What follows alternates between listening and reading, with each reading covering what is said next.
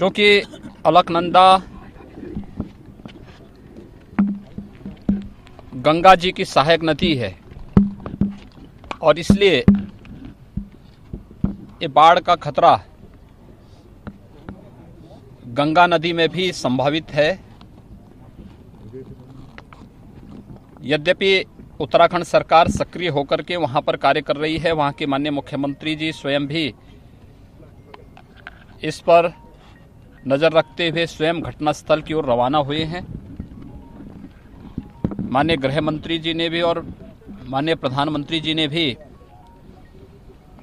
इस पूरे घटनाक्रम के प्रति एनडीआरएफ को और अन्य संस्थाओं को पहले से अलर्ट करके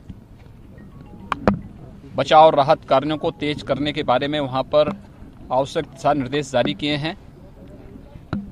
उत्तर प्रदेश के अंदर गंगा जी का बहाव स्थल सर्वाधिक है। लगभग 1000 किलोमीटर गंगा जी उत्तर प्रदेश की भूमि से होकर के गुजरती है।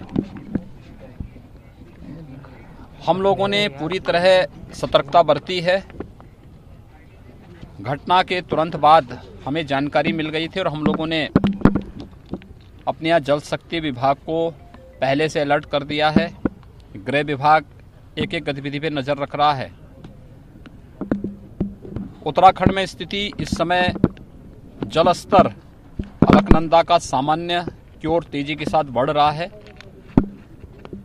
और हमारा अनुमान है कि ये जल नीचे आने में इसको समय लगेगा। हरिद्वार के बाद नरोरा और फिर बिजनौर, ये जो बैराज आएंगे यहाँ पर हम इस पूरे जल को एब्जॉर्ब कर लेंगे।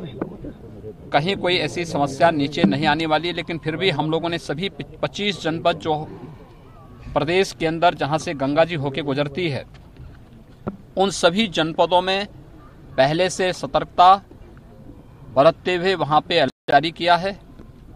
हमारा यहाँ प्रदेश का गृह विभाग, राजस्व विभाग, आपदा प्रबंधन से जुड़े हुए हमारा एसडीआरएफ, ये सभी इसके प्रति पूरी तरह सतर्कता बरतते हुए यहाँ पर पूरी निगाह रखे हुए हैं। उत्तराखंड सरकार को और वहाँ के नागरिकों के प्रति हमारी पूरी संवेदना है और आवश्यकता पड़ती है तो जैसे भी अगर कोई सहयोग उत्तराखंड सरकार हमसे कोई किसी प्रकार के सहयोग की अपेक्षा रखेगी तो उत्तर प्रदेश सरकार उसमें उन्हें भरपूर सहयोग करने को तैयार है। और हम लोग यहाँ पे एसडीआरएफ की हमारे पास अच्छी व्यवस्था है और भी अन्य प्रकार से जो भी सहयोग की आवश्यकता पड़ेगी उत्तर प्रदेश सरकार पूरी तरीके से उत्तराखंड सरकार के साथ में वहाँ के नागरिकों के साथ।